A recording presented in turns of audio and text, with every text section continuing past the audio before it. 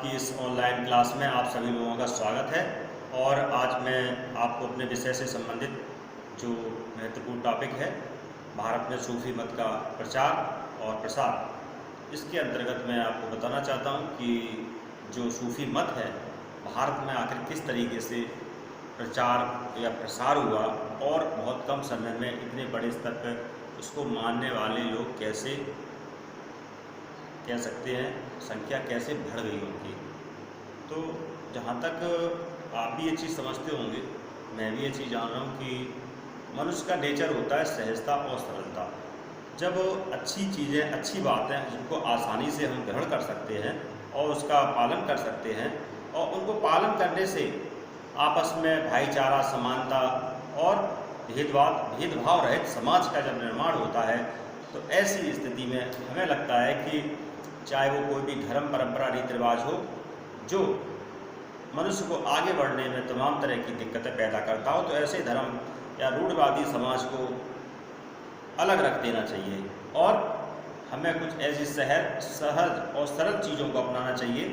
क्योंकि मनुष्य का ऐसा नेचर होता है कि वो समय के साथ बदलाव आता है, चेंज आता है, अच्छी चीज़ों को सीखता है, अच्छी बातों को जानना चाहता है। तो उसी में ही कुछ कह सकते हैं कि भारत में जब इस्लाम का उदय होता है तो वो अपने साथ में रूढ़िवादिता, कट्टरता साथ लेके आया, जिसकी वजह से भारत में बड़े स्तर पर नरसंहार हुए और धर्म का रूप बड़ा विकृत सामने आया। जो भारत में पूर्व में सनातन धर्म का प्रचलन था और आज भी है, तो जो चीज़ें नज़र आती हैं आम आदमी को तत्कालीन समय में, महमूद गजनबी के समय में, तो किस तरीके से भारत में मुस्लिम आक्रमणकारियों का जो है एक के बाद आना हुआ और भारत की बड़े स्तर भूभाग को उन्होंने अधिग्रहण किया और वहाँ के आम आदमियों को अपने धर्म में दीक्षित करने की कोशिश करी। जो नहीं हुआ उसको ज़बरदस्ती किया, नहीं हुआ तो उन्होंने शक्ति या बल का भी प्रयोग किया, अर्थात बड़े स्तर पर अन्याय हुआ और आतताई व्यवहार आम जनमानस के साथ किया गया। तो उसी की वजह से अधिकांश लोग इस परंपरा से जो इस्लाम के साथ भारत में आई, उससे लोग दूर होते चले गए और एक गैप बन गया। तो उसी गैप को भरने के लिए सूफी मत का प्रचलन होता है। क्योंकि सूफी शब्द के कई अर्थ हैं, जैसे ऊर भी कह सकते हैं, कंबल भी कह सकते हैं, जैसे कोई साधु महात्मा संत कह सकते हैं अपने शरीर पर कोई ऊन का या कंबल का कोई वस्त्र धारण करता हो और बेहद सरल और सहज भाव से कह सकते हैं संगीत का इस्तेमाल करके या लोक गायन परंपराओं का इस्तेमाल करके समाज के उन कमज़ोर या आर्थिक रूप से कमज़ोर लोग जो समाज में हाशिए पे हैं या कह सकते हैं कि उन रूढ़िवादी परंपरा रीति रिवाजों का पालन करने में वो सक्षम नहीं है, वो लोग बहुत तेज़ी से सूफी मत के साथ जुड़े और भारत में देखते देखते एक बहुत बड़ी आबादी जो है सूफी मत में कह सकते हैं पूरी तरह से रंग गई। और सूफी मत जिस तरीके से दुनिया में प्रचलन रहा हो, लेकिन भारत में जितने भी सूफी मत हैं उन सभी मतों को मानने वाले जो सूफी मत के कह सकते हैं जो विद्वान रहे हैं या उसके सृजनकर्ता रहे हैं, उन लोगों का बहुत तेज़ी से भारत में जो है आगमन हुआ और उसकी वजह से भारत में कई एक के बाद एक नए सूफी मत या संप्रदाय एक के बाद स्थापना होती चली गई और सबके अपने अलग अलग कह सकते हैं मानने वाले एक समर्थक वर्ग का सृजन हुआ। और इस तरीके से मैं थोड़ा और विस्तार से आपको बताऊंगा, तो आप थोड़ा सा ठीक है। इसमें जैसे कि भारत में इस्लाम धर्म के साथ ही सूफी मत का प्रवेश हुआ। सूफी मत इस्लाम का रहस्यवाद का ही एक रूप है। सूफियों के संत संगठन और उनके कुछ सूफी विचार जैसे तप, उपवास, प्राणायाम आदि के मूल में कुछ विद्वान बौद्ध यौगिक प्रभाव की प्रेरणा मानते हैं। इसी में एक शब्द होता है चिल्ला माकूस।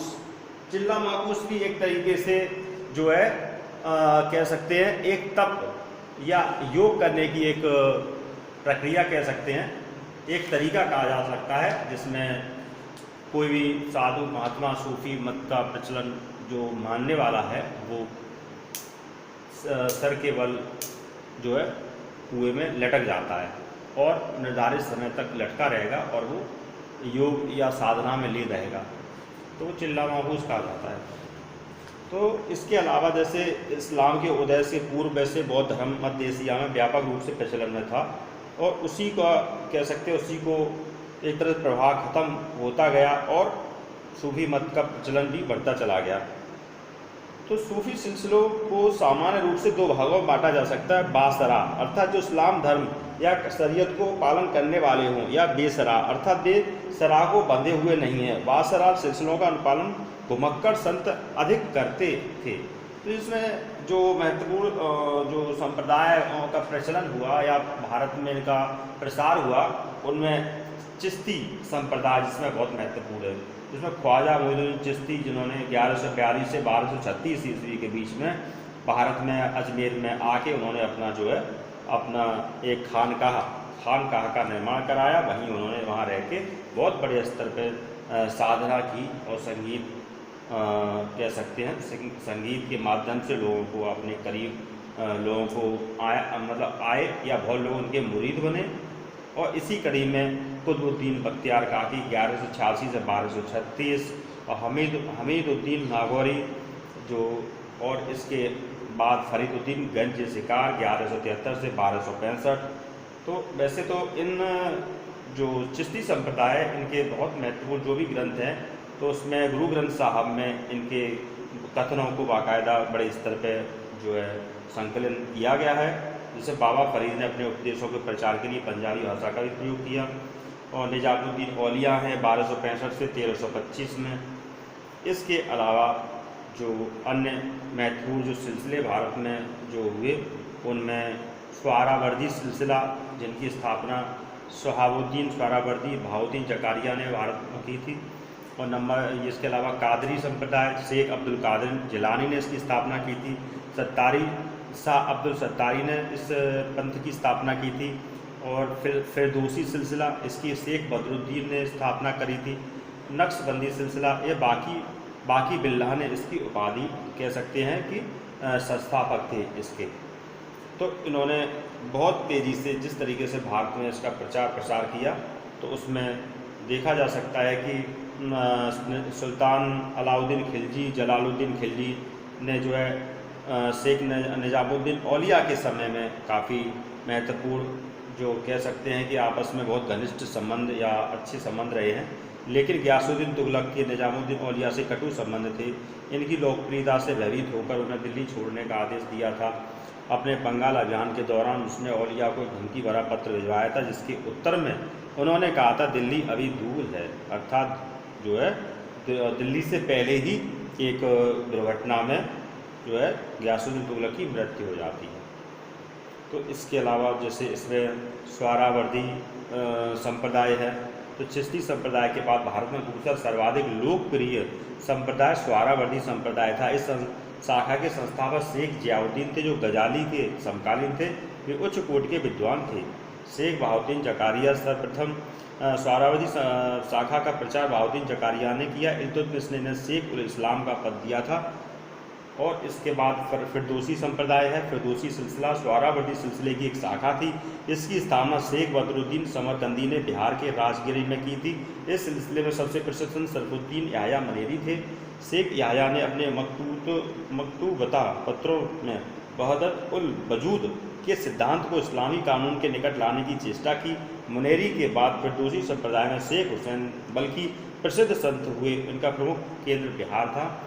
इसके नेक्स्ट जो अन्य हैं उनमें कादरी संप्रदाय है।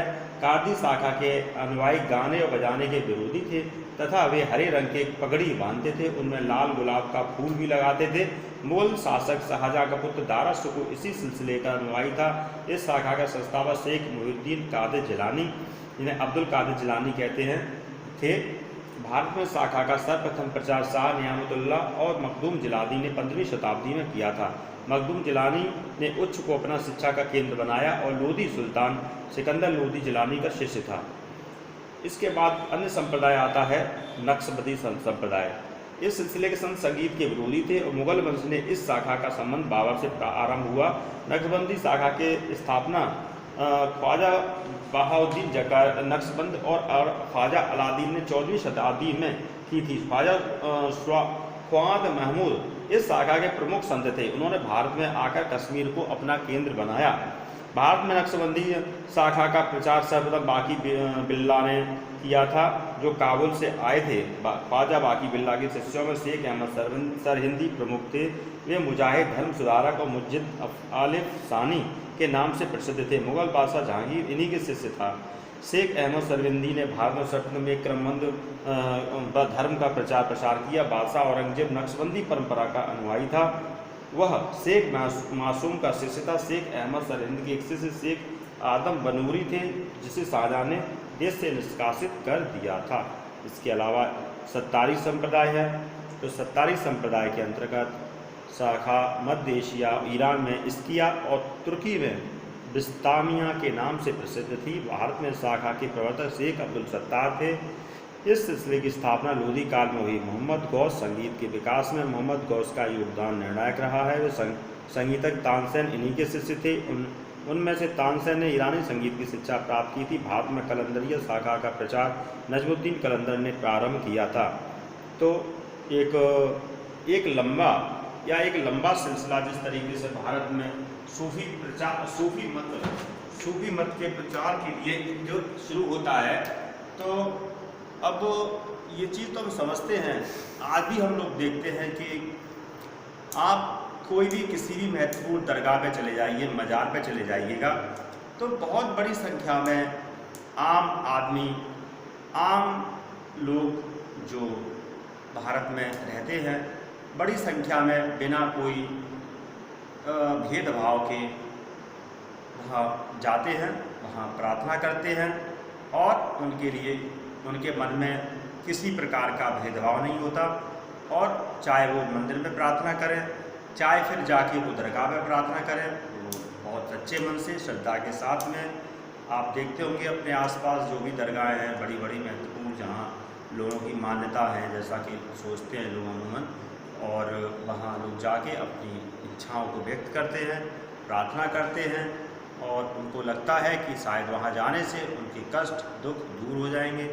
तो भारत में बहुत बड़े स्तर पे कहा जा सकता है आज के समय में भी सूफी मत को मानने वाले बहुत बड़ी आबादी है।